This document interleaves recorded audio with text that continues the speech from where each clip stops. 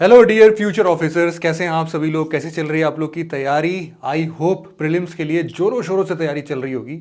और उसी में एक छोटा सा हेल्प करने के लिए मैं आप सबके सामने आया हूं, जिसमें कि हम लोग साइंस एंड टेक्नोलॉजी को कंप्लीट करने वाले। देखो, मैं पहले ही इस बात को क्लियर कर देता हूं कि मेरा टारगेट कभी भी वो साइंस साइड के स्टूडेंट्स नहीं है जो कि सारी चीज़ें पहले से पढ़ के रखते हैं, उनको सारी चीज़ें समझ में आती हैं और वो साइंस बहुत तेज़ी से कर ले जाते हैं। मेरा मेजर टारगेट ऐसे स्टूडेंट्स हैं जिनको या तो साइंस से बहुत डर लगता है, जिनका आर्ट साइड है, कॉमर्स साइड है, जिनको साइंस समझ में ही नहीं आती, अपने पल्ले ही नहीं पड़ती। तो मैं उनको बहुत ही ईजी लैंग्वेज में ये साइंस कंप्लीट कराने जा रहा हूँ। बस एक छोटी सी रिक्वेस्ट होगी कि हो सकता है कि कभी आपको इस वीडियो को थोड़ा सा रिवाइंड करके भी देखना पड़ सकता है। कुछ कॉन्सेप्ट बीच में एकदम से आपका ध्यान कहीं और गया और मैंने कुछ बता दिया इतने में और फिर लगा कि अरे सर ने क्या बोल दिया, तो गायब हो गया। उस केस में आप क्या करना, थोड़ा सा वापस से रिवाइंड करना इस वीडियो को और फिर से देखना, चीज़ें बहुत ईजिली समझ में आ जाएंगी। तो चूंकि कम टाइम में इस पूरे प्रीलिम्स के सिलेबस को हमें वाइंड अप करना है, हम लोग आज के इस यूनिट में ऐसे बहुत सारे चैप्टर्स आपके सामने आएंगे, बट आप सबके पास डेफिनेटली उड़ान मैगजीन जरूर से आ गई होगी। अगर नहीं है तो कोई दिक्कत नहीं है, इसका पीडीएफ का लिंक जो है ना मैं डिस्क्रिप्शन में डलवा दे रहा हूँ, तो वहाँ से आप डाउनलोड कर लेना। और प्रीलिम्स का ये जो उड़ान है, ये क्या चीज़ है, ये उड़ान आपका वन स्टॉप सोल्यूशन है आपके किसी भी सब्जेक्ट को कंप्लीट करने के लिए। तो मैं आपको यहाँ पर साइंस एंड टेक्नोलॉजी पढ़ाने जा रहा हूँ और यहाँ से स्टार्ट होता है हमारा प्रीलिम्स मैराथन सीरीज, है ना। तो इसी के हिसाब से हम लोग सबसे पहला टारगेट जो है अपना वो रखते हैं बायोलॉजी एंड इट्स एप्लीकेशन, और इसी को हम लोग इस मैराथन सीरीज में कंप्लीट करने की कोशिश करेंगे। छोटा सा लेक्चर होगा लेकिन डेफिनेटली बहुत ज़्यादा इंसाइटफुल होगा। तो सबसे पहले ना हम लोग बहुत ही बेसिक से स्टार्ट करते हैं, बिल्कुल बेसिक से चलते हैं। आप लोगों ने बायोलॉजी पढ़ा होगा, है ना। बायोलॉजी में सबसे पहले हम लोग क्या पढ़ते हैं, सबसे पहले एक छोटू सा टॉपिक आता है अपना। छोटू सा टॉपिक क्या आता है, सेल, है ना। चाहो तो कॉपी पर कुछ ना कुछ लिखते चलोगे तो मज़ा आएगा, है ना, और साथ ही साथ बहुत ध्यान से सुनते चलना तो भी मज़ा आता रहेगा। सेल क्या होता है, सेल की डिफिनीशन अगर हम लोगों ने कभी भी बचपन में अपने क्लास 4th 5th 6th की एनसीईआरटी में पढ़ा होता तो क्या बताते हैं हम लोग, cell is an structural and functional unit of life, है ना। यही तो बोलते हैं हम लोग। क्या बोलते हैं भाई, इसको एक लाइन में लिखता हूं मैं बस कि ये क्या है हमारा, ये स्ट्रक्चरल और फंक्शनल यूनिट ऑफ लाइफ है। इसका क्या मतलब है उसको समझाता हूं मैं। हो सकता है बचपन में आप लोग मस्ती कर रहे होगे तो इतने अच्छे से ना समझ पाए हो। हमारे बॉडी का जो भी पार्ट है वो सेल से बना हुआ है, ऐसा बोल रहा है ये स्किन सेल है, सेल से बना है। बाल है, सेल से बना है। नाखून है, सेल से बना है। जो चीज़ें नहीं दिख रही हैं, हार्ट, हार्ट सेल से बने हैं। हमारे लंग्स जो है वो लंग्स, ये भी लंग सेल से बने होंगे। हमारे खोपड़ी के अंदर भी कुछ सेल्स हैं, क्या बोलते हैं इनको, न्यूरॉन्स बोलते हैं, नर्व सेल्स बोलते हैं। ऐसे बहुत सारे ब्लड सेल्स होते हैं, है ना। हम लोग खून निकलता है देखते हैं, वो सब सेल्स हैं। मतलब हमारे बॉडी में जो भी चीज़ें बनती है वो सेल है, और यही फंक्शनल भी है। फंक्शनल क्यों है अभी आगे पता चल जाएगा, क्योंकि हमारे शरीर का कुछ भी काम है भाई यही करते हैं बेचारे। हमारे शरीर में ऐसे बिलियंस ऑफ सेल्स हैं जो कि बस अभी अभी मर गए होंगे, तुरंत, यूं एक चुटकी में। थैनोस वाली चुटकी याद है, वैसे ही हमारे शरीर से बिलियंस ऑफ सेल्स अभी तुरंत मर गए होंगे और बिलियंस ऑफ सेल्स तुरंत ही डिवाइड होकर नए बन गए होंगे। तो ये सिलसिला चलता रहता है, डरने की बात नहीं है, नॉर्मल बात है। तो आखिरकार इन सब की खोज किसने की, एक साइंटिस्ट थे, रॉबर्ट हुक नाम था। मस्तमौला इंसान थे बिल्कुल ये। क्यों बोल रहा हूं मैं, क्योंकि इन्होंने अपना एक्सपेरिमेंट स्टार्ट किया बच्चों कॉर्क से। कॉर्क समझ रहे हो ना, एक ऐसे बोतल आती है, इस बोतल से तो भली भांति परिचित हो गए आप लोग, और इसके ऊपर एक लकड़ी का ऐसे गुटका लगा होता है, इसी को बोलते हैं कॉर्क, है ना। सबने देखा होगा ना। तो ये मस्त मौला इंसान जो थे हमारे, इनका नाम क्या है यहां लिख देता हूं, रॉबर्ट हुक। इन्होंने पहली बार एक कॉर्क को माइक्रोस्कोप के अंदर, या फिर कुछ मैग्नीफाइंग लेंस ऐसा कुछ तो था उनके पास, उसको उन्होंने देखना स्टार्ट किया। बड़ा मजा आया उनको। बोले ये कॉर्क जो ऐसा लकड़ी जैसा दिख रहा था, जब मैंने देखा तो उसके अंदर ऐसे ऐसे सेल्स बने हुए थे। मजा ही आ गया देख के। सेल्स मतलब उन्होंने ऐसा बोला कि ये सेल, उस टाइम पर वर्ड जो आया था ना, वो इन्होंने दिया, रॉबर्ट हुक ने। उस सेल के टाइम पर क्या होता था, सेल मतलब क्या है, लैटिन वर्ड है, उस टाइम उसका मतलब है, सेल का मतलब होता है कोई क्लोज्ड रूम। जेल को कभी कभी हम लोग सेल नहीं बोलते हैं कि भैया सेल में बंद है, बैटरी वाला सेल नहीं, वो कमरे वाला सेल। तो इनको लगा कि ये भी एक कमरे जैसा ही तो है, इनक्लोज्ड स्पेस है बहुत सारे इसमें, तो इसीलिए इन्होंने इस एक डब्बे को क्या नाम दे दिया, सेल का नाम दे दिया। फिर कुछ और साइंटिस्ट्स आए, ये कॉर्क तो नॉन लिविंग है ना, उन्होंने क्या किया, बोले यार माइक्रोस्कोप में देखने में बड़ा मजा आ रहा है यार, ये तो नॉन लिविंग थिंग देख रहे हैं, मैं कोई लिविंग थिंग निकाल के देखता हूँ। तो उनको लगा कहाँ जाऊँ, बोले हाँ मेरे घर के बगल में एक गड्ढा है और उसमें गंदा पानी बहता रहता है, उसमें जरूर कुछ ना कुछ कीड़े मकोड़े तैर रहे होंगे। वो गंदा पानी उठा लाया, वहाँ से माइक्रोस्कोप में देखा तो उन्होंने कहा अरे भाई साहब इसके अंदर ये छोटे छोटे सेल से तो चल भी रहे हैं, यहाँ तो स्टेबल थे सिर्फ। फिर और मज़ा आने लगा इन लोग को, और मज़ा आते गया, तो लोगों ने और एक्सपैंड किया उसको, एक्सपैंड करके एक और रॉबर्ट नाम से थे, इनका नाम है रॉबर्ट ब्राउन। तो रॉबर्ट ब्राउन ने क्या किया, थोड़े से सेल को और एक्सपैंड किया और देखा उसके अंदर क्या क्या चीजें हैं, तो पता चला इसके अंदर एक न्यूक्लियस भी है। लोगों को और मजा आने लगा, मजा ही मजा भाई, एकदम नई चीज पता चल रही है, मार्केट में नई चीज आई है, समझ में नहीं आ रहा है कैसे एक्सप्लेन करें, बस देखने में मजा बहुत आ रहा है। तो एक्सपेरिमेंट स्टार्ट हुए कि अच्छा हमारे शरीर में भी क्या ऐसे ही सेल्स वगैरह हैं क्या, वहां से भी फिर लोगों ने एक्सपेरिमेंट करना स्टार्ट किया। और समय आता है 1940 का। 1940 ईयर क्यों लिख रहा हूं पता है, क्योंकि ये वो साल था जब हम लोग के सामने आता है इलेक्ट्रॉनिक माइक्रोस्कोप। दुनिया ही बदल गई भाई इसके बाद। तो बहुत सारी लिमिटेशंस है ना अपने पास, ये नॉर्मल माइक्रोस्कोप के उतना कुछ नहीं देख सकता है, इलेक्ट्रॉन माइक्रोस्कोप तो भाई साहब बहुत सारी चीज़ों को बहुत बड़े लेवल पर ये देख सकता है, ठीक है।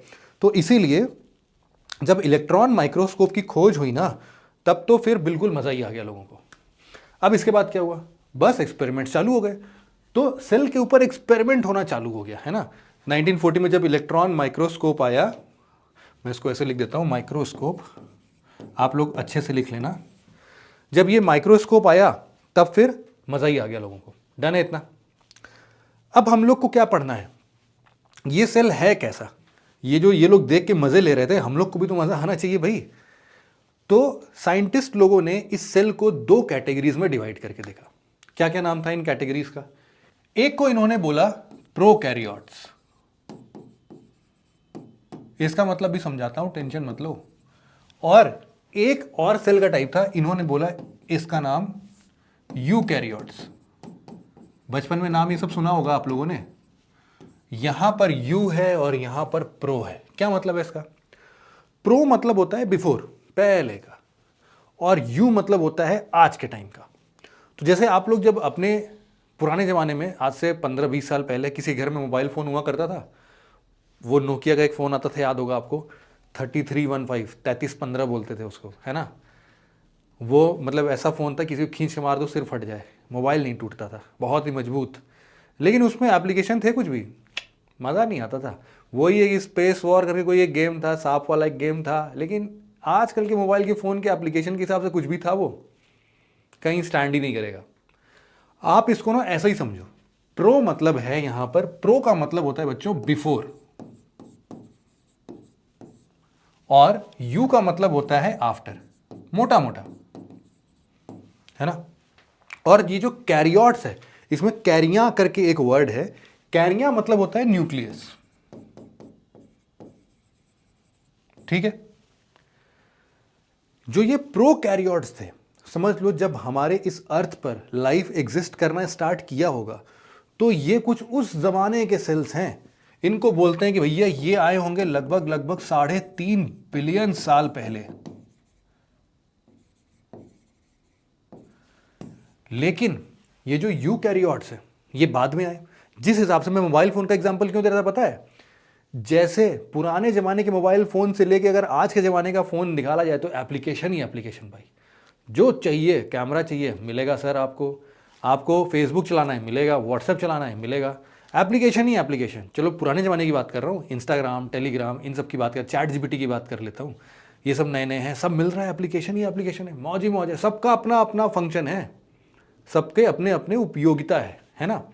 तो इसी तरीके से यूकैरियोट्स जो सेल्स होते हैं ना, ये थोड़े नए जमाने के सेल्स हैं।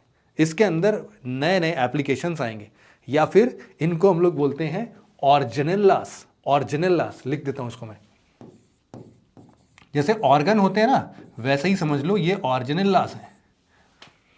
ऑर्गेनेल्लास क्या होते हैं अभी बताऊंगा आपको। ये जो सेल है, सेल के अंदर में पूरा डिफाइंड है, इसके अंदर जो न्यूक्लियस मिलता है वो, ये मान लो एक सेल है और सेल के अंदर में बिल्कुल बढ़िया से डिफाइंड शेप में न्यूक्लियस प्रेजेंट है।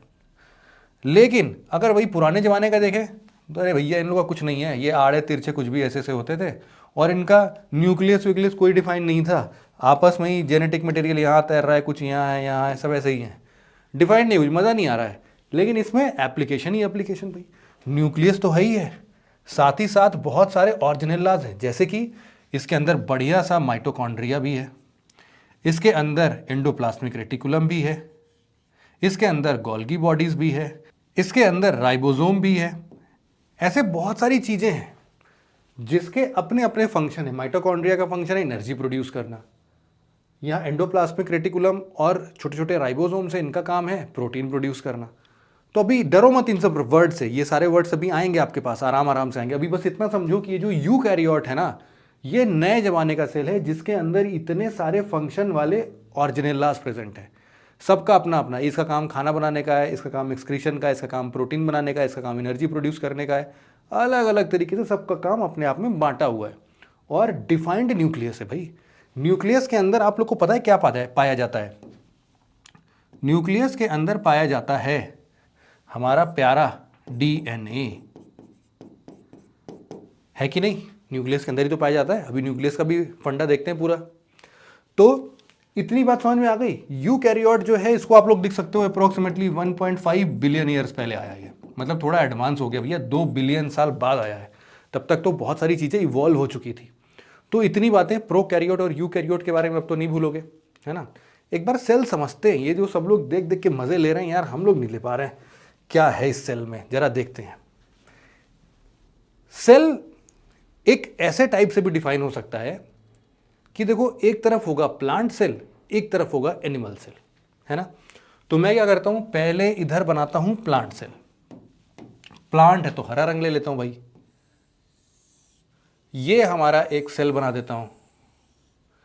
और इसके अंदर एक और लेयर होता है यहां पर, साथ साथ अगर कोशिश करो बना सकते हो तो बनाते रहना, मजा ही आ जाएगा फिर तो। फिर इसके अंदर हम लोगों ने क्या डिफाइन किया कि एक होता है न्यूक्लियस। फिर हम लोगों ने इसको अगर कुछ ऐसा बनाना है तो यहां पर ना थोड़ा बड़ा सा कुछ ऐसा होता है जिसको हम लोग बोलते हैं वोक्यूल्स। इसके बारे में समझेंगे, कुछ ऐसा था, और भी बहुत सारे एलिमेंट्स हैं। लेकिन अभी मोटा मोटा अभी हम लोग बचपन में पढ़ रहे हैं ना इसको, तो छोटे बच्चों जैसा पढ़ेंगे, तो टेंशन मत लो, अभी आगे बहुत सारी चीजें आएंगी। और एक तरफ मैं बनाता हूं आपका एनिमल सेल। ये कुछ ऐसा सर्कुलर शेप का होगा या फिर आड़ा तिरछा थोड़ा बना सकते हो, कोई दिक्कत नहीं है। इसके अंदर भी हम लोगों को क्या मिला, एक वेल डिफाइंड न्यूक्लियस। अब समझना इसमें क्या क्या चीजें मैंने लिखी हैं अभी तक। मैंने लिखा है सबसे पहले, ये क्या है, ये है सेल वॉल, अभी बताऊंगा सब क्या होता है। फिर जो ये डार्क ग्रीन कलर है, ये क्या चीज है, ये है सेल मेम्ब्रेन। इसी को हम लोग प्लाज्मा मेम्ब्रेन भी बोलते हैं, ठीक है। फिर इसके अंदर हम लोगों को ना एक चीज और देखना था कि यहां पर भी कुछ ऐसा लिक्विड जैसा कुछ स्ट्रक्चर भरा पड़ा रहता है, इस पूरे में भरा रहता है। सिमिलरली यहां पर भी ऐसा कुछ ऐसा स्ट्रक्चर में पूरा लिक्विड जेली लाइक स्ट्रक्चर कुछ ऐसा होता है। अब इसको क्या बोलते हैं बच्चों, आप लोग को डेफिनेटली पता होगा। इसको हम लोग बोलते हैं साइटोप्लाज्म।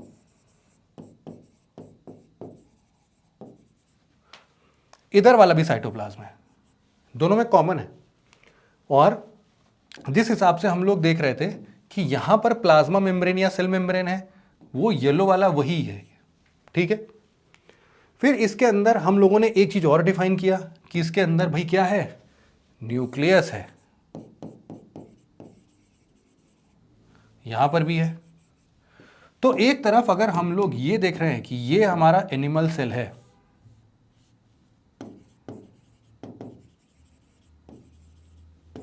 और ये हमारा प्लांट सेल है, तो इन दोनों में कुछ सिमिलैरिटीज हैं और कुछ डिससिमिलैरिटीज हैं। अब एक बात आपको यहां से बहुत अच्छे से समझ में आ रहा होगा। यूपीएससी ने एक क्वेश्चन पूछा था, वो बोला था कि एक ऐसा सेल है जिसके अंदर प्लाज्मा मेम्ब्रेन नहीं है, या फिर कुछ ऐसा स्टेटमेंट था। लेकिन अब आप लोग किसी भी सेल को देख के ये बता सकते हो, कोई भी दुनिया का सेल होगा उसमें 3 चीज का होना बहुत जरूरी है भाई, उसके बाद सेल ही नहीं बनेगा। वो कौन कौन सा? एक है हमारे पास, इसको इस कलर से लिखता हूं, एक है हमारे पास सेल मेम्ब्रेन या प्लाज्मा मेम्ब्रेन। क्योंकि देखो बच्चों, सेल का कवच होना चाहिए ना, तभी तो वो डिफाइंड शेप में आएगा। यही सेल मेम्ब्रेन जो है इसको प्रोटेक्ट करता है।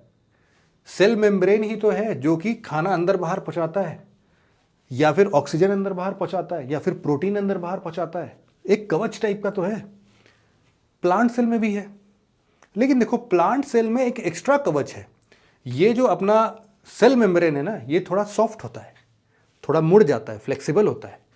लेकिन जो भैया अपना सेल वॉल है वो रिजिड होता है। इसीलिए आप एक इंसान को मुक्का मारते हो और पेड़ की टहनी पर मुक्का मारते हो, तो कौन हार्ड दिखता है आपको? प्लांट की टहनी, है ना। क्यों खड़ी होती है?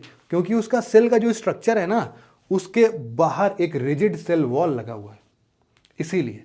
और ये क्यों रिजिड सेल वॉल लगा है भाई? क्या जरूरत पड़ गई? हम इंसानों को नहीं दिया, उनको दे दिया। देखो, हम इंसानों का, जानवरों का क्या है, बारिश हुआ तो कहीं छिप गए, धूप लग रही है तो कहीं छिप गए, आंधी तूफान आए तो कहीं छिप गए। मतलब दुनिया के कोई भी एडवर्स कंडीशन आ रहे हैं ना इन्वायरमेंट में, तो हम छिप जा रहे हैं। हमारे पास कोई जगह है जहां पर हम ढक सकते हैं अपने आप को, ठंड से बच सकते हैं, धूप से बच सकते हैं। लेकिन प्लांट कहाँ जाएंगे? ऐसा होगा कि यार ये प्लांट बोल रहे सर आज धूप बहुत है यार, आज मैं घर में रहूंगा, घर के अंदर रहूंगा, घर के अंदर अपना घर बना रखा है। ऐसा होता है? नहीं। प्लांट लोग को सर्दी, गर्मी, बारिश कुछ भी होगा झेलना पड़ेगा। इसीलिए कुदरत ने इनको एक ऐसा रिजिड सेल वॉल दिया है। बात समझ में आ गई इतनी? अब हम लोग ना थोड़ा सा और मजा लेते हैं। और मजा क्या लेते हैं कि इन लोग को जो इलेक्ट्रॉनिक माइक्रोस्कोप में दिखने लगा था उसको समझते हैं। तो 2 चीज आप हमेशा याद रखना, इसको 3 पार्ट में इस तरीके से डिफाइन कर सकते हो। जितने भी ऑर्जिनेलाज हमें मिलेंगे वो सबके सब बच्चों कहां पे मिलेंगे पता है? साइटोप्लाज्म के अंदर। मतलब इस जो जेली लाइक लिक्विड है ना, इसके अंदर मिलेंगे। यहां पर आप लोग ये सब लिखते चलो कम से कम कि क्या है, ये जेली लाइक लिक्विड है।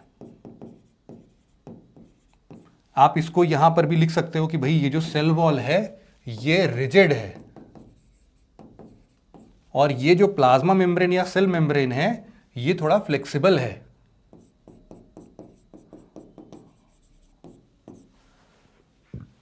बात समझ में आ रही है?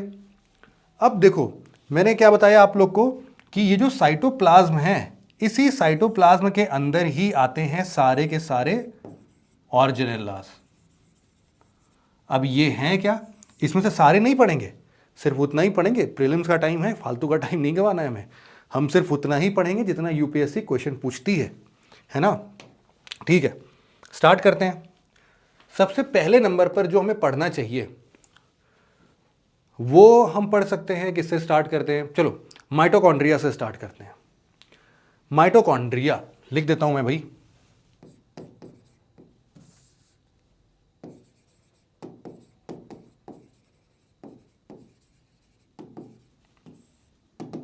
माइटोकॉन्ड्रिया को ना हम लोग क्या बोलते हैं पता है?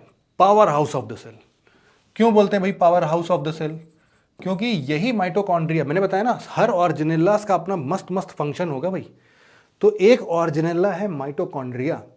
आप लोग सबवे गए हो? सबवे, वहाँ पर जो बड़ा बड़ा ऐसा बर्गर मिलता है, उसके अंदर वो लोग खूब सारे सब्जी, फिर मेयोनीज और ये सब डाल के देते हैं, खूब चौड़ा सा, फिर मुंह में खाया नहीं जाता है। उसको आधा काट दो, तो आधा काटने के बाद जो लेयर स्ट्रक्चर बनता है वैसा ही कुछ होता है अपना माइटोकॉन्ड्रिया भी। तो इसका अगर मैं आपको स्ट्रक्चर बनाऊं तो ऐसा कुछ समझना कि भाई ये है अपना बर्गर का ऊपर वाला हिस्सा, और ये है अपना बर्गर का बाकायदा ऐसे 3D स्ट्रक्चर मैंने बनाया आप लोग के लिए। ठीक है, मतलब कि ये सिलेंड्रिकल शेप का होगा, मैंने उसको बीच से आधे से काट दिया है। और ये जो होती है ना, ये भी डबल लेयर्ड होती है, डबल मेम्ब्रेन होती है, ठीक। और इसके अंदर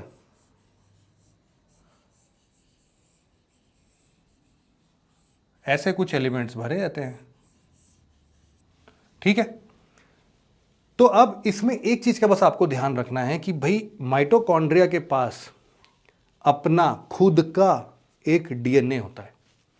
यहां पर बना देता हूं सबसे इंपॉर्टेंट बात, मोस्ट इंपॉर्टेंट बात, कि इसका अपने पास खुद का एक डीएनए होता है। इसको हम लोग बोलते हैं माइटोकॉन्ड्रियल डीएनए। ये बहुत इंपॉर्टेंट था क्योंकि इसका इस्तेमाल आएगा भी। हम लोग जब आगे 3 पैरेंट बेबी पढ़ेंगे ना, वहां पर इसका इस्तेमाल करके बताऊंगा मैं आपको। तो माइटोकॉन्ड्रिया को हम लोग भैया लिख रहे थे power house of the cell. क्यों बोल रहे हैं power house of the cell? क्या काम कर लेता है ऐसा? ये देखो, हमारे शरीर में एनर्जी कैसे मिलती है पता है? खाना खाते हैं, रेस्पिरेशन से सांस लेते हैं, इन दोनों ही प्रक्रिया को ये सेल आपस में लेके जाता है और माइटोकॉन्ड्रिया इस एनर्जी को यूजेबल फॉर्मेट में कन्वर्ट करता है। हमारे शरीर में जैसे मान लो पावर हाउस होता है, उसके अंदर क्या होती है? बिजली पैदा होती है या फिर वहां से बिजली आती है पावर हाउस में और फिर उसका सप्लाई हर जगह हो जाता है। ऐसा ही होता है पावर हाउस में। तो इसी तरीके से इसको भी इंग्रेडिएंट मिलते हैं। ये क्या करता है? बस उसको यूजेबल फॉर्मेट में हमें सप्लाई कर देता है। तो पावर हाउस भी तो यही काम करता है कि पावर हाउस में एक हाई वोल्टेज का करंट आता है, उसको वो थोड़ा सा स्टेप डाउन वगैरह करके सब जगह सब घरों घरों में बांट देते हैं। ऐसे ही काम इसका भी है। तो ये जो एनर्जी की बात कर रहे हैं उसको, जिसको हम लोग क्या नाम देते हैं? एनर्जी करेंसी बोलते हैं। ये एनर्जी करेंसी क्या है? जिस एनर्जी को हम लोग यूज करते हैं वही है ये एनर्जी करेंसी, और इसको हम लोग नाम देते हैं ATP। जिसने पहले सुना है उसके लिए अच्छी बात है, जिसने नहीं सुना है उसको थोड़ा सा डर लग जाएगा इस नाम से, लेकिन ऐसे नाम आते रहेंगे, है ना। तो आदत डाल लो आप लोग। एडिनोसिन ट्राइफॉस्फेट, ठीक है। वैसे तो बहुत सारे लोग को पता ही होगा यार, इतना तो कॉमन सी बात है। नहीं पता है तो डरो मत, 2-4 बार पढ़ोगे आपको भी याद हो जाएगा। तो एटीपी जो है ये हमारे शरीर का क्या है? एनर्जी करेंसी है। ये क्या करता है? ये ऑक्सीजन लेता है और ग्लूकोज लेता है और इसको एनर्जी में कन्वर्ट कर देता है। इसी का काम कौन करेगा? माइटोकॉन्ड्रिया करेगा। अब सोचो किसी के शरीर में अगर माइटोकॉन्ड्रिया खराब हो गया तो उसका चलना फिरना बोलना बात करना सब गायब भाई। क्योंकि मैं आपको पढ़ा रहा हूं, हंस बोल रहा हूं। क्यों? क्योंकि मेरे शरीर से वो एनर्जी है, इसी एटीपी को यूज करके मैं आपको पढ़ा रहा हूं। और आप लोग भी जो मन से लगा के पढ़ रहे हो ना, वो इसीलिए पढ़ पा रहे हो क्योंकि आपको भी यही एटीपी एनर्जी दे रहा है। समझे? अब सोचो एटीपी रहे ही नहीं या फिर खराब हो जाए या फिर कुछ लोचा आ जाए उसमें, बड़ी दिक्कत नहीं आएगी? कोई काम नहीं कर पाओगे आप लोग। तो इसीलिए ये बहुत ही इंपॉर्टेंट था माइटोकॉन्ड्रिया के बारे में पढ़ना। अब एक चीज मैं आप लोग को और पढ़ाना चाहूंगा जो कि हमारे यूपीएससी के सिलेबस के हिसाब से इंपॉर्टेंट है। नए पेज पर ले लेते हैं। इसमें ना मैं आपको 2-3 चीजें इकट्ठा पढ़ाता हूं क्योंकि वो हमेशा एक साथ ही जुड़े हुए रहते हैं। हमेशा इस पूरे प्रोसेस में हम लोग को क्या पढ़ना है? हमारे शरीर में ना बच्चों प्रोटीन बनता है। बड़ा ही अनोखा बात है ये। क्योंकि देखो, मान लो कि आप लोग घर में मच्छर लगते हैं, मान लो मच्छर ने काट लिया, अब क्या होगा? आपकी शरीर चुपचाप तो नहीं बैठेगी। उस मच्छर ने अपने डंक से जो जहर या फिर जो एंजाइम आपके अंदर भेजा है वो हमारे शरीर के लिए क्या हो गया? बाहरी मामला हो गया। कुछ तो अंदर आया है जो कि अपने शरीर का नहीं है, उसके खिलाफ लड़ना चालू। और उस लड़ने के खिलाफ या फिर उस लड़ने के लिए हम लोग का शरीर एंटीबॉडीज बनाता है। क्या बनाता है बच्चों? एंटीबॉडीज बनाता है। और ये जो मच्छर ने काटा ना, जो लिक्विड अंदर भेजा उसने या फिर जो भी उसने बाइट करके अंदर भेजा, उसको हम लोग बोलते हैं एंटीजेन। तो मैं ये सब अभी क्यों बता रहा हूँ? सिंपल समझो, जो ये एंटीबॉडीज है ना बच्चों, ये क्या है? ये प्रोटीन है, ठीक है। और ऐसे प्रोटीन बहुत सारे हो सकते हैं। जितने भी हमारे फंक्शंस हो रहे हैं बॉडी के अंदर में, उसमें majority of the time protein का काम होता है। इसीलिए हमारे पूरे बॉडी में जितने भी सेल्स हैं, इन सब में से एक बहुत ही प्रोमिनेंट काम है प्रोटीन बनाने का। जैसे एनर्जी प्रोड्यूस करना बहुत ज़रूरी था, इसी तरीके से हमारे शरीर में प्रोटीन बनते रहे वो बहुत ज़रूरी है। तो एक चीज़ समझना यहां पर मान लो हम लोग एक न्यूक्लियस बना देते हैं, आधा ही बना रहा हूं, है ना। अब इसके आगे आगे चल रहा हूं, मतलब कि अगर ये मैं बोल रहा हूं न्यूक्लियस है, तो इधर आगे आगे जाऊंगा तो ये अपना बड़ा सा क्या आ जाएगा, प्लाज्मा मेम्ब्रेन। अब समझ रहे हो, मैं न्यूक्लियस से प्लाज्मा मेम्ब्रेन की ओर आगे बढ़ रहा हूं। तो अब इसमें बच्चों होगा क्या कि यहां पर थोड़ा सा छेद कर देते हैं और यहां पर सबसे पहला स्ट्रक्चर हम बनाते हैं। इस स्ट्रक्चर को हम लोग बोलते हैं एंडोप्लाज्मिक रेटिकुलम। ये क्या बन रहा है अभी थोड़ी देर में समझ में आ जाएगा आप लोग को।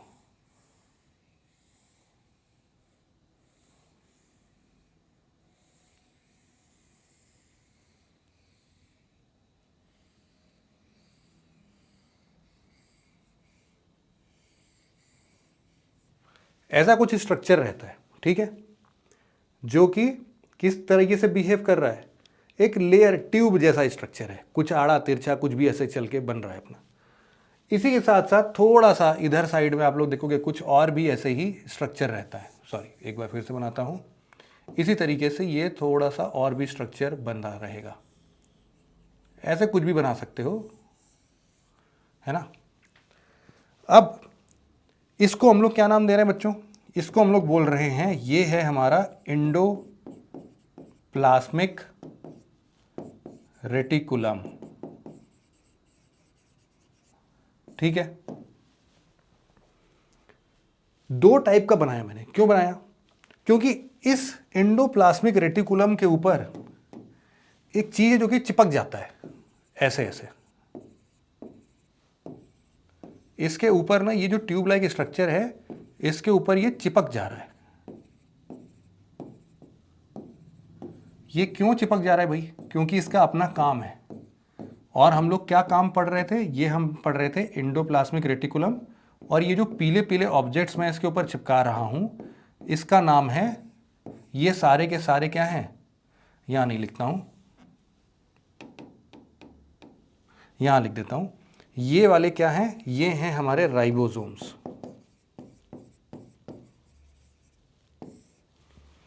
ये दोनों मिलके क्या करते हैं पता है, यही दोनों मिलके प्रोटीन सिंथेसाइज करते हैं। मतलब प्रोटीन बनाने का काम किसका है, राइबोसोम्स का है। और एंडोप्लाज्मिक रेटिकुलम उनको अपने ऊपर बैठ के प्रोटीन बनाने देते हैं। तो इन दोनों फंक्शन को मिला के हम लोग बोलते हैं कि दोनों का काम क्या है, एंडोप्लाज्मिक रेटिकुलम और राइबोसोम का काम है प्रोटीन को बनाना। ये बात समझ में आ गई। प्रोटीन बना, और ऊपर क्या है भाई, ऊपर क्या बना दिया मैंने, ये भी एक प्रकार का इस एंडोप्लाज्मिक रेटिकुलम ही है।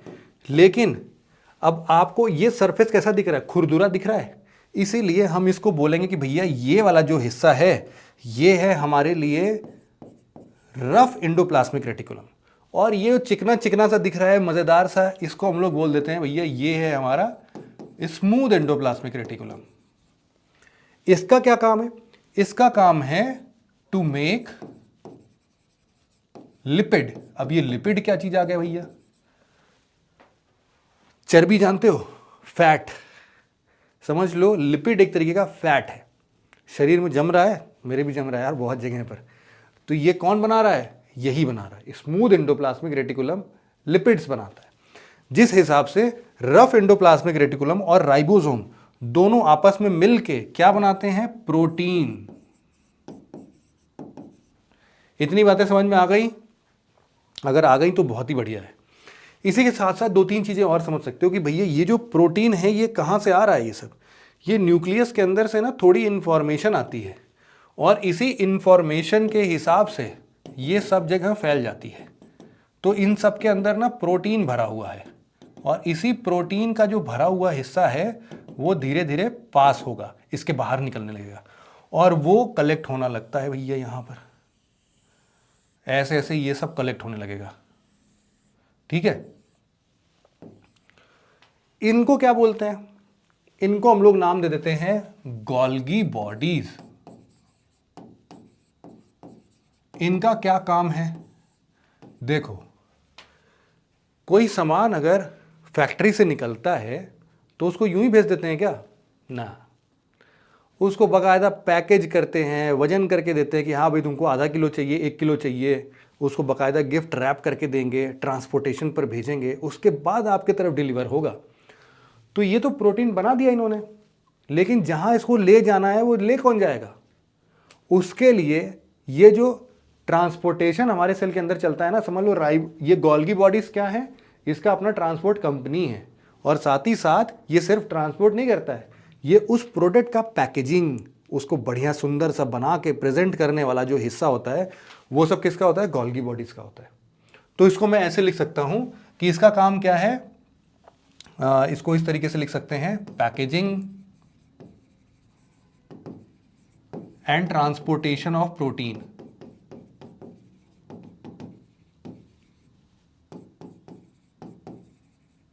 ठीक है, ये बात समझ में आ गई। अब आपको भी लग रहा है कि ये भी पूरा भर गया भैया, इसको अब बाहर की तरफ निकलना है, इस प्लाज्मा मेम्ब्रेन के बाहर निकलना है, तभी तो काम होगा इसका। तो इसी के ना एक छोटे छोटे फॉर्म्स निकलते हैं, इसको हम लोग एक अलग तरीके का एंजाइम बोल सकते हैं। जैसे ये गोला निकला है ना, वैसे समझ लो कुछ गोल्गी बॉडी इसके फॉर्मेशन का भी काम करती है। एक फंक्शन तो हमने दे दिया ये, इसको थोड़ा दूसरे कलर से वैसे तो मैं बना सकता था, बना ही देता हूँ। आप ऐसे ही समझना कि ये वाला जो हिस्सा है ना, यहीं कभी कभी इस तरीके से बन जाता है अलग से। क्यों अलग बनाया मैंने? इसको क्या नाम देते हैं हम लोग बच्चों? इसको नाम देते हैं लाइजोसोम्स। अब आपके दिमाग में हो रहा है क्या ही पढ़ा रहे हैं सर, दिमाग नहीं काम कर रहा है, क्या क्या बोल दे रहे हैं। लेकिन समझो कि ये सब क्या है, सब ऑरिजिनलाज ही पढ़ रहे हैं हम लोग। अभी भी हम लोगों ने माइटोकॉन्ड्रिया शुरू किया था, फिर हमने इंडोप्लाज्मिक रेटिकुलम पढ़ा, राइबोसोम पढ़ा, गोल्गी बॉडीज पढ़ा, अब ये हम लोग लाइजोसोम पढ़ रहे हैं। ये सब के सब बहुत ही कंफ्यूजिंग नाम है, लेकिन एक बार ऐसे मज़ेदार तरीके से अगर याद हो गए ना तो फिर जिंदगी भर याद रहेंगे भैया ये सब। लाइजोसोम क्या करते हैं? लाइजोसोम क्या है? एक प्रकार का एंजाइम है। एंजाइम क्या होते हैं? एंजाइम अपने आप में प्रोटीन ही होते हैं, ठीक है। लेकिन लाइजोसोम्स को बच्चों क्या बोलते हैं हम लोग? इसको हम लोग बोलते हैं suicidal bag. Suicidal bag of cell. क्यों सुसाइडल बैग बोलते हैं? इसके अंदर ऐसा समझ लो कि ये स्लीपर सेल्स होते हैं ना, जैसे स्लीपर सेल्स क्या करते हैं, जो आतंकवादी होते हैं वो मस्त किसी भी शहर में कहीं पर भी घूमते रहते हैं, उनको बस एक आदेश आता है, अपना वादा याद रखना। अरे ठीक है, वादा याद रख रहे हैं।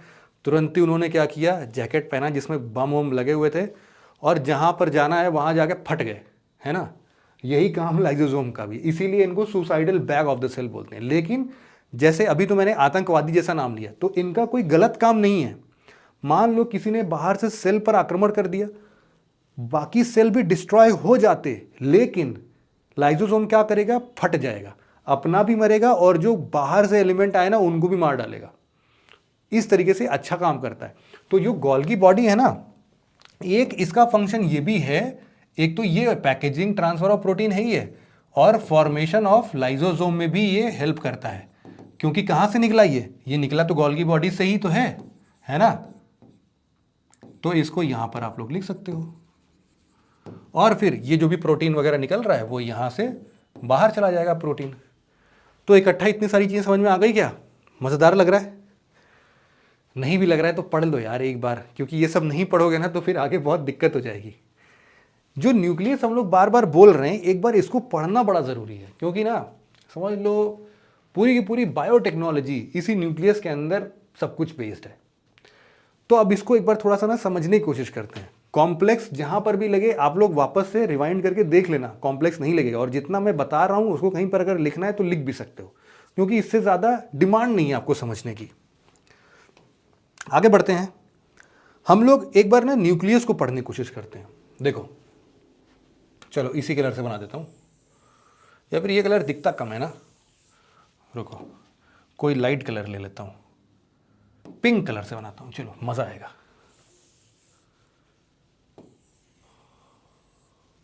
ये न्यूक्लियस है, इस न्यूक्लियस के अंदर में इसी तरीके से जैसे सेल का अपना सेल मेम्ब्रेन था, उसी तरीके से भैया न्यूक्लियस का अपना न्यूक्लियर मेम्ब्रेन होगा।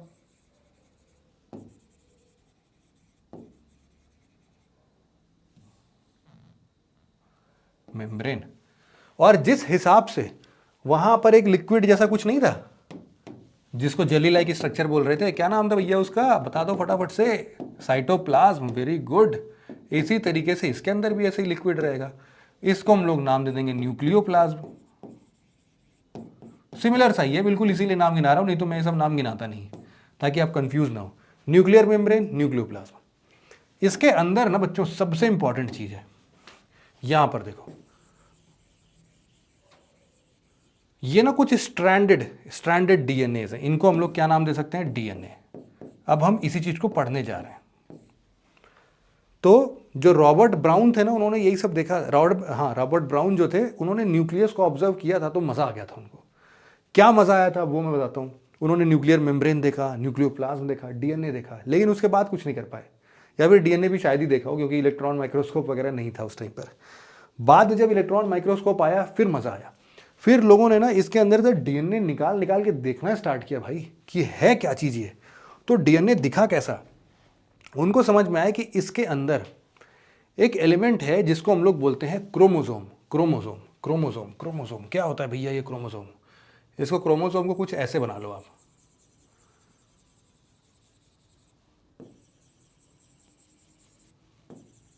इस तरीके से आप लोग क्रोमोसोम बना लो एक, कुछ इस हिसाब से रहता है। और ह्यूमन में कितने पेयर्स ऑफ क्रोमोसोम रहते हैं, हर सेल के अंदर, हर न्यूक्लियस के अंदर में बात हो रहा है, कितने रहते हैं, 23 पेयर्स। 23 पेयर्स रहते हैं, ठीक है। तो मैं इसको यहां पर लिख भी देता हूं, चलो। ये क्या है, 23 पेयर्स ऑफ क्रोमोसोम।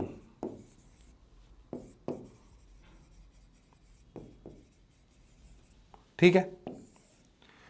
23 पेयर्स में आप सबको भी पता होगा कि जो एक पेयर जो होता है, वो हम लोग बोलते हैं, एक पेयर को केवल नाम देते हैं sex chromosome.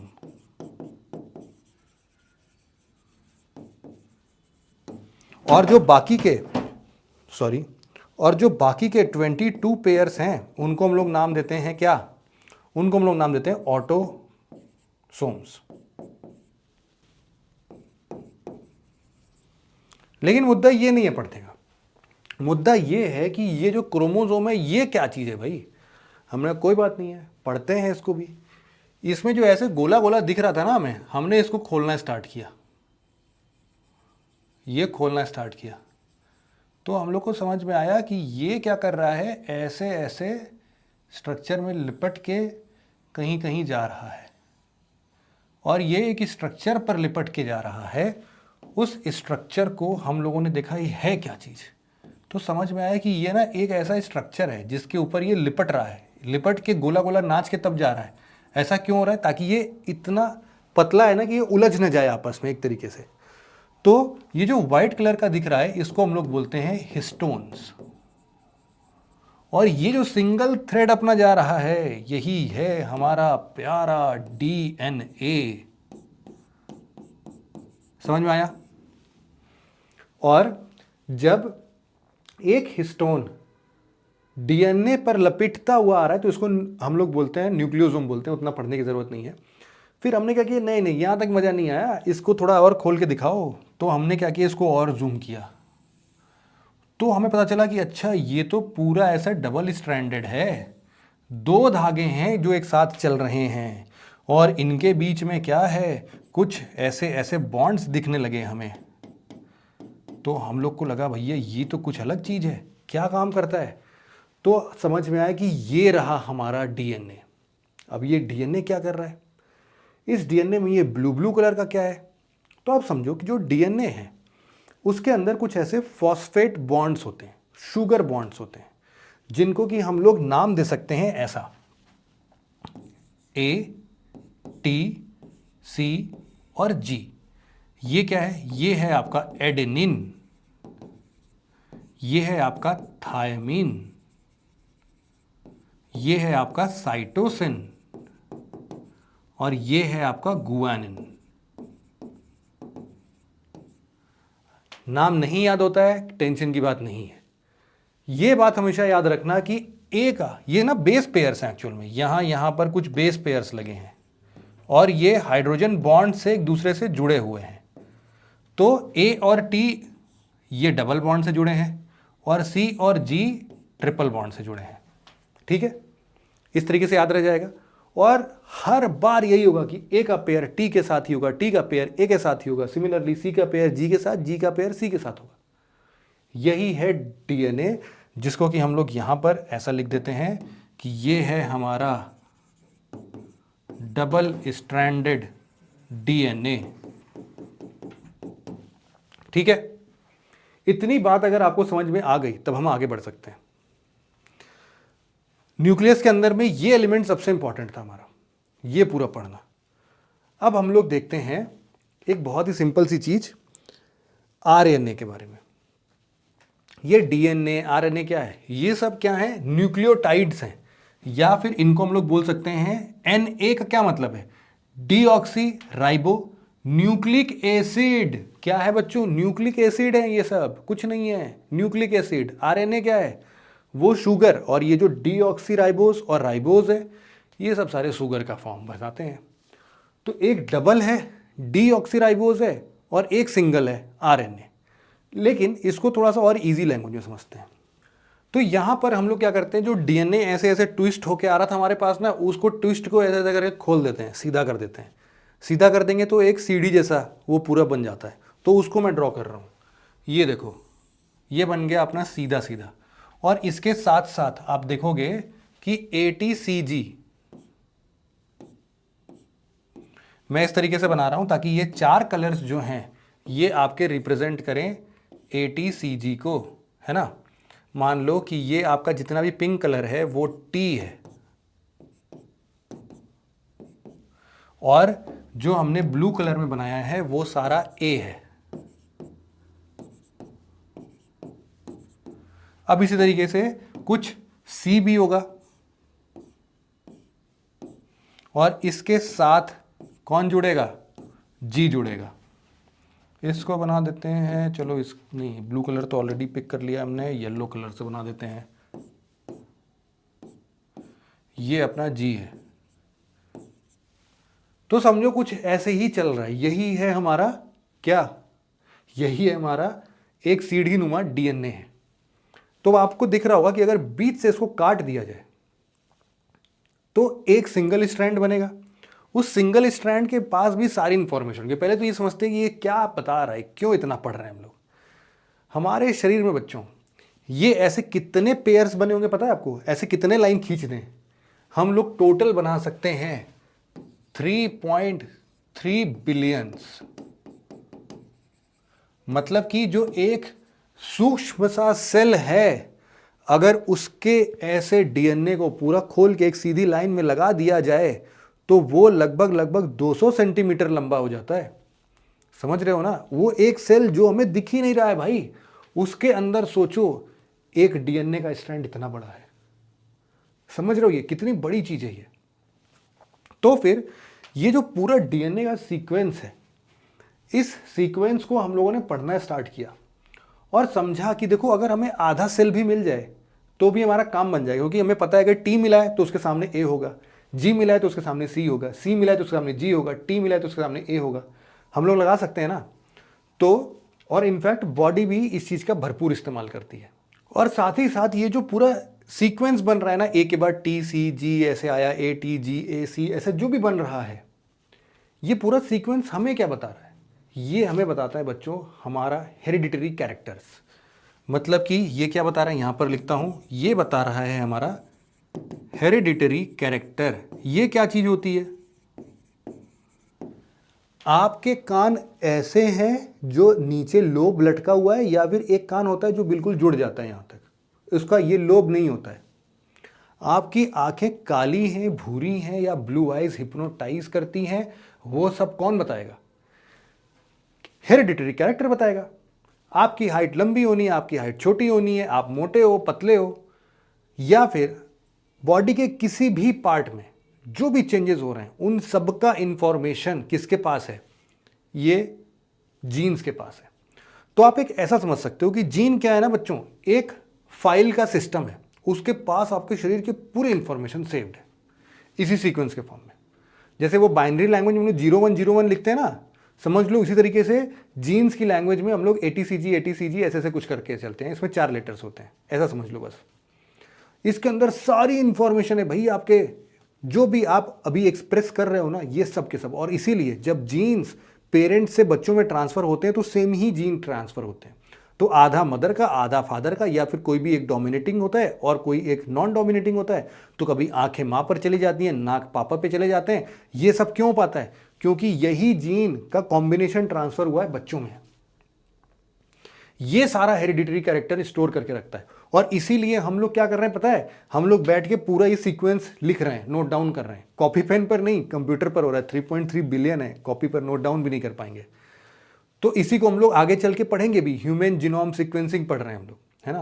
Human genome sequencing कर रहे हैं, पूरा लाइन से बता रहे हैं। हम लोग को पता चल जा रहा है कि अच्छा अगर इस इंसान में ये बीमारी है तो मतलब इस जीन सीक्वेंस में यहां पर चेंजेस आ रहे हैं, तो अगर इसको सही करना है तो क्या करना चाहिए।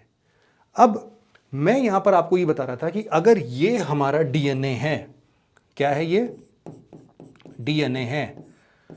तो अब सोचो कि अगर आप मेरे पास आओगे, आप बोलोगे सर आपका साइंस एंड टेक्नोलॉजी का अपना वाला नोट्स दे दीजिए, तो मैं दूंगा आपको, मैं भगा दूंगा आपको। जायज़ सी बात है कि बट बेटा अगर मैंने ये किताब आपको दे दी, अपनी ही कॉपी आपको दे दी, तब फिर मैं कैसे पढ़ाऊंगा, मैं कैसे पढ़ूंगा, इतने सालों का मेहनत कहाँ जाएगा मेरा। तो मैं कहूँगा दिल छोटा मत करो, रोते हुए मैं आपको वापस नहीं भेजूंगा। एक काम करो, ये किताब ले जाओ, मेरी इस किताब का फोटोकॉपी करा लेना, और फोटोकॉपी करा के मस्त आप भी पढ़ो। क्या दिक्कत है? कोई दिक्कत होएगी आपको? सेम ही इंफॉर्मेशन तो लेके जा रहे हो, बस फोटोकॉपी है। तो अब आप समझो कि ये जो डीएनए है ना, डीएनए मेरा ओरिजिनल साइंस एंड टेक का नोट्स है, या फिर एक हमारे पूरे बॉडी में एक ओरिजिनल फाइल फोल्डर है जिसके अंदर सारी इंफॉर्मेशन सेव है। इससे कुछ भी इंफॉर्मेशन लेना है, अभी मैं प्रोटीन सिंथेसिस की बात कर रहा था, है ना। प्रोटीन सिंथेसिस कौन सा करना है? मच्छर काटने पे कौन सा प्रोटीन निकालना है? कोरोना वायरस आए पर कौन सा वैक्सीन आएगा, या फिर कौन सा एंटीबॉडी आएगा? हमें कोई भी दूसरा डिजीज आ गया, कोई भी दूसरी बीमारी, वायरस, बैक्टीरिया कोई भी अटैक कर रहा है, तो उसके अगेंस्ट कौन सा एंटीबॉडी आएगा? कौन बताएगा? कौन सा इंफॉर्मेशन सेव होगा? कहां पर सेव होगा? सब यहीं पर होगा, सारा इंफॉर्मेशन यहीं पर सेव होगा। तो हर बार ये अपना ओरिजिनल कॉपी थोड़ी नहीं देगा किसी को। इसके पास आए आप, बोले कि भाई अभी अभी कोरोना ने अटैक किया हमारे शरीर पर, बताओ कौन सा एंटीबॉडीज प्रोड्यूस करें, इंफॉर्मेशन निकाल दो, वैक्सीन भी लग गया अब तो तुमको। तो बोले वैक्सीन लगा है वो सब ठीक है, लेकिन मैं अपना ओरिजिनल नहीं दूंगा, मैं आपको फोटो कॉपी दे देता हूं। और यही बच्चों फोटो कॉपी को हम लोग बोलते हैं आरएनए। अब समझ में आया? आरएनए में क्या होगा ना, एक सिंगल स्ट्रैंड होगा सिर्फ यहां पर, और इस सिंगल स्ट्रैंड में भी आप देखोगे आपके पास लगभग वही इंफॉर्मेशन होगी जो कि इधर होगी। अब मैं एग्जैक्टली वो नहीं कॉपी कर रहा हूं, आप लोग समझ लेना कि लगभग ये एक सिंगल स्ट्रैंड होगा। और एक कलर और कौन सा लिया था हमने? ब्लू, पिंक, येलो लिया था, ठीक है। हाँ, तो ये जो अपनी इंफॉर्मेशन है ये अपना आरएनए, ये क्या है? सिंगल स्ट्रैंड है। लेकिन इंफॉर्मेशन इसके पास भी पूरी है कि नहीं? हमको पता है ना, ब्लू के साथ पिंक मैच करता है, ब्लू के साथ, हाँ ब्लू के साथ पिंक मैच करता है, ग्रीन के साथ येलो करेगा, और इस तरीके से हम आगे पूरी इंफॉर्मेशन ले लेंगे। ये फोटोकॉपी सिंगल स्ट्रैंड। और ये जो प्रोसेस है, प्रोसेस को इस नाम से लिखता हूं मैं, ये जो पूरा प्रोसेस है, इस प्रोसेस को हम लोग बोलते हैं ट्रांसक्रिप्शन। ये क्यों पढ़ा रहा हूं मैं? क्योंकि यूपीएससी भैया इन सब पे क्वेश्चन पूछ चुकी है ना। ये मत समझ लेना सर कुछ भी पढ़ा दे रहे हैं। ट्रांसक्रिप्शन, ट्रांसक्रिप्शन एक ऐसा प्रोसेस है जहां पर डीएनए आरएनए में कन्वर्ट होता है। और ये जो आरएनए है ना, आरएनए के वैसे बहुत सारे टाइप्स होते हैं। जैसे कि एक होता है मैसेंजर आरएनए, मैसेंजर आरएनए, और इनफैक्ट ये जो आरएनए बन रहा है ना, ये मैसेंजर आरएनए ही है। क्या नाम बोल रहा हूं? ये एम से क्या होता है? मैसेंजर। ये एक फोटोकॉपी है जो कि एक मैसेज लेके जा रहा है राइबोसोम। पिछला वाला क्लास याद है ना, अभी पिछला वाला स्लाइड, न्यूक्लियस से राइबोसोम और एंडोप्लाज्मिक रेटिकुलम साथ मिलकर प्रोटीन सिंथेसाइज करते थे। तो न्यूक्लियस के अंदर से इंफॉर्मेशन लेके राइबोसोम तक कौन गया कि ये वाला प्रोटीन बनाना है साहब आपको? कौन बताएगा? मैसेंजर आरएनए बताएगा। और मैसेंजर आरएनए बना कैसे? उस प्रोसेस का नाम है ट्रांसक्रिप्शन। बात समझ में आ गई? अब ये जो मैसेंजर आरएनए है, ये ही आगे चलकर इसके पास क्या है बच्चों, ये इंफॉर्मेशन है, इसी इंफॉर्मेशन इसी रेसिपी से आपका प्रोटीन बनेगा आगे। तो जब इससे आगे प्रोटीन बनेगा, हम लोग इसको लिखते हैं, अब यहां पर क्या बन गया आपका, मान लो कि ऐसा कुछ आड़ा तिरछा सा बना देते हैं, प्रोटीन है ये क्या है, प्रोटीन। इस प्रोसेस को हम लोग नाम देते हैं ट्रांसलेशन। ग्रामर वाला ट्रांसलेशन नहीं है ना, हिंदी टू इंग्लिश ट्रांसलेट करने लगे आप लोग, ट्रांसलेशन, अरे गलत लिख दिया मैंने, सॉरी, ट्रांसलेशन। ठीक है, मैसेंजर आरएनए जब प्रोटीन में पूरा बदल जाएगा तो इस प्रोसेस को हम लोग बोलते हैं ट्रांसलेशन। क्यों पढ़ा रहा हूं, अगेन यूपीएससी क्वेश्चन पूछ चुका है इन सब चीजों पर।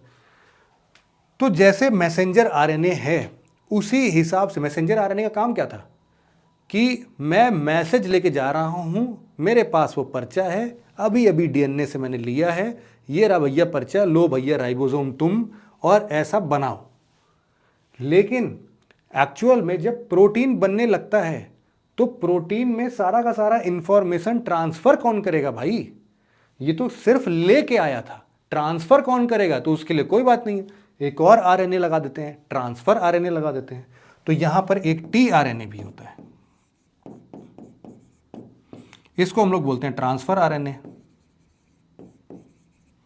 ठीक है, तो मतलब हम लोगों ने न्यूक्लियस के अंदर में मोटा मोटा यही सब देखा कि भैया वहां पर क्रोमोसोम्स होते हैं, क्रोमोसोम को ओपन करके देखा तो वहां पर हिस्टोन प्रोटीन में लिपटा हुआ ऐसे ऐसे डीएनए मिल रहा था जिसको न्यूक्लियोसोम बोलते हैं।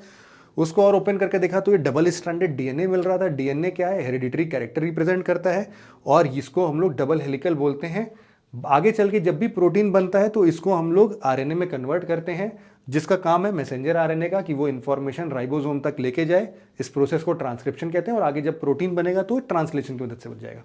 इतनी बातें क्लियर है क्या? अगर ये इतना आप समझ चुके हो तो आप समझो कि आप बहुत ही विद्वान हो चुके हो। आपको basic unit, functional unit of life जो है ना, उसका सार पता चल गया भाई आज, कि हमारे एक सेल के अंदर कितना सारा काम होता है। इसीलिए इसको functional and structural unit of life बोलते हैं। ये बात समझ में आ रही है ना आप लोग को? अब देखो, इसी के साथ साथ एक और चीज क्रोमोसोम से रिलेटेड है तो इसको भी हम बता देते हैं। वैसे तो आप लोग को ये सब चीजें पता रहती हैं, बचपन में पढ़ते आए हो। क्या होता है कि अगर एक मेल है और एक फीमेल है, दोनों के पास 23 पेयर्स ऑफ क्रोमोसोम है, जिसमें से 22 पेयर्स हमने बात किया ऑटोसोम्स होते हैं, एक पेयर सेक्स क्रोमोसोम होता है। तो जो फीमेल है ना, उनके पास परफेक्ट सेक्स क्रोमोसोम है। परफेक्ट सेक्स क्रोमोसोम का क्या मतलब है कि आइडेंटिकल इसमें क्रोमोसोम पेयर्स होते हैं। मतलब कि फीमेल के पास जो क्रोमोसोम पेयर है वो है XX क्रोमोसोम, ठीक है। और जो मेल के पास होता है उसमें थोड़ा सा गड़बड़ी है, एक तो X है लेकिन एक Y क्रोमोसोम भी है। ये दोनों के दोनों क्या हम लोग बात कर रहे हैं, हम लोग सेक्स क्रोमोसोम की बात कर रहे हैं,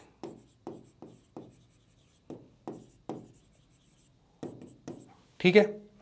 तो जब भी फ्यूजन होगा ना, तो ये डिपेंड कौन करेगा कि किसका क्रोमोसोम या फिर जो बेबी पैदा हुआ है वो मेल है या फीमेल। कैसे पता चलेगा? फादर से पता चलेगा। अगर फादर से एक्स क्रोमोसोम आके और फीमेल से कोई भी एक एक्स क्रोमोसोम आ गया तो हम लोग बोलेंगे XX पैदा हुआ, मतलब कि बेबी गर्ल, गर्ल चाइल्ड पैदा हुई है।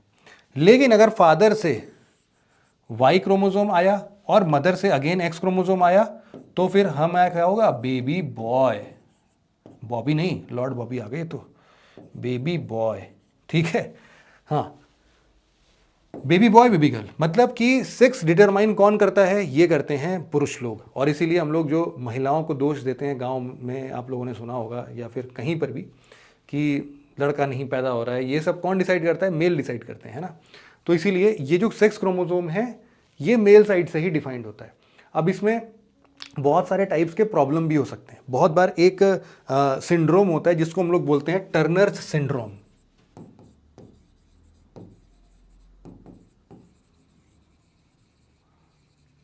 टर्नर सिंड्रोम क्या कहता है? ये बोलता है कि फीमेल से ना एक एक्स क्रोमोसोम गायब हो जाता है, सेक्स क्रोमोसोम में सिर्फ एक ही रहता है। पेयर होने चाहिए थे लेकिन एक ही रहता है। तो जो absence of one sex chromosome है, इसको बोलते हैं टर्नर सिंड्रोम। और ये इसीलिए कभी कभी इनफर्टिलिटी में तब्दील हो जाता है कि आपने फ्यूजन किया, वो जो गैप था, अरे यार ये क्या हो गया, हाँ वो जो गैप था उस गैप से यहां पर आया, कोई बेबी पैदा ही नहीं होगा। तो इसीलिए ये साइड से यहां से प्रॉब्लम हो सकता है, टर्नर सिंड्रोम, इसीलिए इसको टर्नर सिंड्रोम बोलते हैं, याद रखना। ठीक है, तो देखो ये अपना मोटा मोटा जो अभी तक हम लोगों ने बात किया है वो किया है अपने बेसिक सेल के ऊपर, structural and functional unit of life के ऊपर। एक चीज चाहो तो और बात कर सकते हैं हम लोग साथ ही साथ, ताकि हम लोग जब अगली क्लास में मिलें तो हम लोग बायोटेक्नोलॉजी और उसके एप्लीकेशन से मस्त शुरुआत कर सकें। ठीक है, तो एक चीज और पढ़ लेते हैं फटाफट से, वो भी आप लोगों के लिए बहुत इंपॉर्टेंट है, और वो है हमारी इम्यूनिटी के बारे में बात करना। हम लोग अभी पूरे शुरुआत की क्लास से यही समझ में आ रहा है कि sir protein synthesis, protein synthesis, protein synthesis, protein synthesis और एंटीबॉडीज। एंटीबॉडीज बोले तो इम्यून सिस्टम, एंटीबॉडीज प्रोड्यूस हो रहा है मतलब हमारे बॉडी का इम्यून सिस्टम चंगा है, मस्त काम कर रहा है। तो उसमें हमारे ब्लड सेल्स का बहुत बड़ा योगदान है। यहां पर समझना, हम लोग बात कर रहे हैं ब्लड सेल्स के बारे में। ये जो हमारा ब्लड सेल है ना, ये दो टाइप के हो सकते हैं। एक होता है फॉर्म्ड सेल और एक होता है प्लाज्मा। प्लाज्मा हमारे ब्लड का अप्रोक्सीमेटली 55% होता है। और जो ये फॉर्म्ड सेल है, फॉर्म्ड सेल कौन कौन से हो सकते हैं भाई? तीन टाइप के होते हैं। एक होता है आरबीसी, रेड ब्लड सेल, जिसको कि हम लोग क्या नाम देते हैं? एरिथ्रोसाइट। फिर एक होता है डब्ल्यूबीसी, मतलब कि व्हाइट ब्लड सेल्स, इसको हम लोग नाम देते हैं ल्यूकोसाइट्स। और जब डेंगू होता है तो हमारे क्या कम हो जाते हैं? प्लेटलेट्स। और तीसरा इसीलिए होता है प्लेटलेट्स। तो एरिथ्रोसाइट, ल्यूकोसाइट और प्लेटलेट्स। लेकिन इस पूरे सीक्वेंस में जो हमें पढ़ना है वो बच्चों क्या पढ़ना है? डब्ल्यूबीसी के बारे में। डब्ल्यूबीसी का एक मेजर फंक्शन है हमारे बॉडी के इम्यून सिस्टम को मेंटेन करना। और जब भी मैं बात कर रहा हूं इम्यून सिस्टम के बारे में तो इसका मतलब है टू प्रोड्यूस एंटीबॉडीज। ठीक है, अब इसको एक बार समझने की कोशिश कर लेते हैं। आपका बेसिक्स समझ लो, बायोलॉजी के हिसाब से सब कुछ क्लियर हो जाएगा। फिर जब बायोटेक्नोलॉजी पढ़ेंगे तो आपको मजा ही आ जाएगा भाई, बाय गॉड, मजाक नहीं कर रहा हूं, सही बता रहा हूं, मजा ही आ जाएगा। अब ये एंटीबॉडीज जो प्रोड्यूस करते हैं ना, इसको समझते हैं, या फिर हम अपने इम्यून सिस्टम को एक बार समझते हैं। इम्यून सिस्टम बच्चों दो टाइप से एक्ट करता है। एक होता है इन्नेट और दूसरा होता है स्पेसिफिक। क्या मतलब है इनका समझाता हूं आपको। बहुत ईजी है, बहुत ईजी है। और व्हाइट ब्लड सेल्स का यूज कहां पे आएगा बताता हूं। देखो यहां पर मैं लिखता हूं कि व्हाइट ब्लड सेल्स ऐसे तो बहुत टाइप के होते हैं, बट इनके दो ही टाइप हम लोग को आज के इस लेक्चर में पढ़ना है। कौन कौन से हैं? पहला है न्यूट्रोफिल और दूसरा है लिम्फोसाइट। कौन कौन सा? एक है अपने पास न्यूट्रोफिल और दूसरा है लिम्फोसाइट्स। नाम बहुत सारे एक जैसे हो गए होंगे आज, आई बिलीव, है ना, थोड़ा हैवी लेक्चर है, बट डेफिनेटली मैं पूरे विश्वास के साथ बोल सकता हूं कि अगर आप एक दो बार इसको पढ़ोगे तो चीजें रट जाएंगी, लिटरली रट जाएंगी, कभी कुछ भी कंफ्यूजन नहीं होगा। तो जो मैं इन्नेट बोल रहा हूं ना, ये ऐसा इम्यून सिस्टम है जो कि इमीडिएट रिस्पॉन्ड करता है। ठीक है, इमीडिएट रिस्पॉन्स करता है, और इसके लिए रिस्पॉन्सिबल होते हैं न्यूट्रोफिल्स। ये क्या करते हैं? इनका ना काम क्या होता है? मान लो कि आपके शरीर में मच्छर ने काटा, चिल्लाओगे क्या, मम्मी मच्छर काटा? ऐसा तो नहीं बोलोगे। इसके लिए हमारे शरीर में चिल्लाने वाला इंसान पहले से ही मौजूद है, और वो चिल्लाने वाला इंसान है न्यूट्रोफिल्स। न्यूट्रोफिल अपने पूरे शरीर में मस्त घूमता टहलता रहता है। तो ये लाइन ऑफ फर्स्ट साइट के जैसा रिस्पॉन्ड करता है, तुरंत के तुरंत, इमीडिएटली। न्यूट्रोफिल को दिखेगा, अरे ये कौन आ गया भैया, कहाँ से आए हो, कैसे आए हो, है ना, उससे पहले वो ये सब पूछेगा नहीं, सीधे उसके ऊपर आक्रमण करके उसको खा जाएगा। तो जो उसको खा जाता है उसको एक प्रोसेस का नाम देते हैं, वो बोलते हैं फैगोसाइटोसिस। फैगोसाइटोसिस, फैगो वर्ड जो होता है ना, वो हमेशा मतलब ही यही होता है कि खा जाओ। तो फैगोसाइटोसिस प्रोसेस के तहत न्यूट्रोफिल्स क्या करेगा, इमीडिएट रिस्पॉन्स करेगा, तुरंत के तुरंत। और साथ ही साथ ये एक मैसेज कन्वे करता है अपने बड़े भाई को। इसका बड़ा भाई कौन है? इसका बड़ा भाई है लिम्फोसाइट। ये कहां बैठा है? ये लिम्फोसाइट को आप ऐसे समझो कि ये एक रिजर्व्ड बटालियन है। ये तो बॉर्डर पर तैनात हैं, कहीं पर भी दुश्मन ने छेड़ा, घुसने की कोशिश की, ऐसा कुछ भी देखना झांकना भी स्टार्ट किया, तुरंत खा जाएगा। और खाते ही मान हल्ला कर देगा कि बड़े भैया जल्दी आओ, कहां बैठे हो वहां अपने स्टेशन पर, पूरी सेना के साथ आओ यहां पर। और देखो दुश्मन घुसपैठ कर गया है। वो दुश्मन कौन है? वो दुश्मन है एंटीजन। ठीक है, उस दुश्मन को हम लोग अपने शरीर के हिसाब से क्या बोल सकते हैं? एंटीजन। तो कोई भी बॉडी में एंटीजन प्रोवाइड या अंदर घुसा, वो इसके लिए दुश्मन है। अब ये जो रिजर्व्ड बटालियन है, ये क्या करती है? ये डिलेड रिस्पॉन्स है।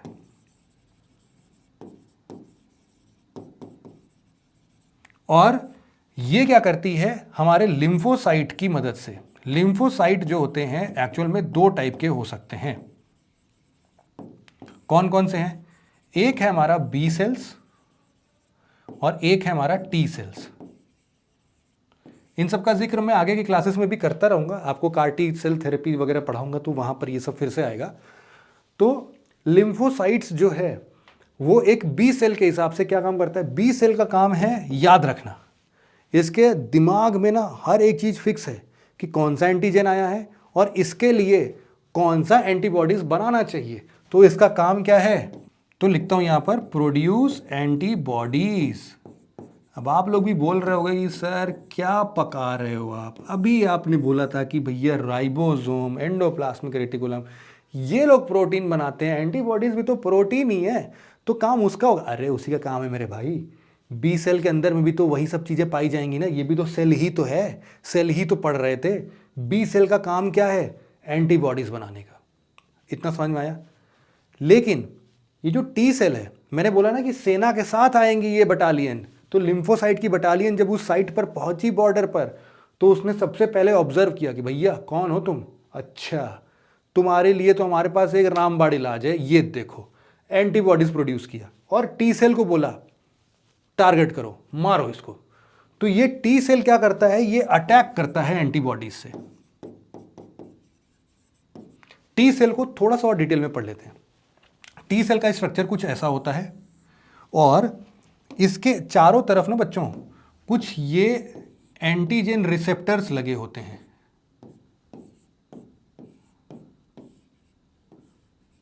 ये क्या बोल रहा हूं मैं? ये हैं एंटीजन रिसेप्टर्स। क्या होते हैं ये? मान लो कि एक खतरनाक सा कोई वायरस हमारे पास घुस आया है और इन वायरस के ऊपर भी ऐसे ही कुछ होता है, लेकिन ये जो एंटीजन रिसेप्टर है ये इससे कनेक्ट हो जाएगा और कनेक्ट करके इसमें एंजाइम ट्रांसफर करेगा, इसको मार डालेगा, डिस्ट्रॉय सीधे। यही काम होता है टी सेल्स का, है ना? तो कैंसर वगैरह में क्या होता है ना, यही बहुत सारे ऐसे सेल्स डेवलप होने लगते हैं और हमारा जो एंटीजन रिसेप्टर होता है ये सबको मार नहीं पाता है। मतलब टी सेल्स को वो लोग अफेक्ट कर देते हैं कैंसर में। टी सेल काम नहीं कर पाता है सही से। तो ये क्या काम करता है? Attack with antibodies. यहां पर येलो कलर वापस ले लेता हूं, अटैक विथ एंटीबॉडीज। और कैसे अटैक करता है मैंने आपको बता दिया। अब समझ लो ये ट्रांसफर, जो जहरीली चीज ट्रांसफर कर रहा है, क्या हो सकता है? ये लाइजोसोम हो सकता है भाई। अभी तो हमने पढ़ा suicidal bag of the cell. तो ये कुछ ऐसा ही जहरीला एंजाइम इसके तरफ छोड़ेगा, वो सुसाइड करेगा, ब्लास्ट करेगा, ये मर गया, खत्म। फिर ये दूसरे पर चला गया और लाइजोसोम बना के देगा। तो इस तरीके से ये पूरा का पूरा अभी तक हम लोगों ने अपनी बायोलॉजी को खत्म किया है। अगली क्लास में जब भी हम लोग मिलेंगे तो बच्चों हम लोग पढ़ेंगे बायोटेक्नोलॉजी। और बायोटेक्नोलॉजी के अंदर जितने भी डेवलपमेंट्स हुए हैं अभी तक, करंट अफेयर्स वगैरह सब लेके जो भी अभी तक के न्यूज़ में होगा, उन सबको जो भी आपके उड़ान बुक में दिया है उसको हम लोग कवर करने की कोशिश करेंगे। उसमें बहुत सारे डिफिकल्ट वर्ड्स हैं, टेंशन मत लो। एक एक बात जैसे आज बिल्कुल देशी भाषा में समझाया है ना, वैसे ही आपको समझाएंगे, हर एक बात याद रहेगी आपको। ठीक है, फिर इतनी बातें आज की क्लास में मजा आया हो तो नीचे कमेंट सेक्शन में जरूर से लिखना। तो आज के डिस्कशन को यहीं पर खत्म करते हैं। आशा करता हूं ये लेक्चर आपको मजेदार लगा होगा, समझ में आया होगा और आप लोग बहुत सारी चीजें, बहुत सारे क्वेश्चन सब बहुत इजीली सॉल्व कर पाएंगे। आज के लेक्चर में इतना ही था। Thank you very much for listening it very patiently friends. Have a nice day.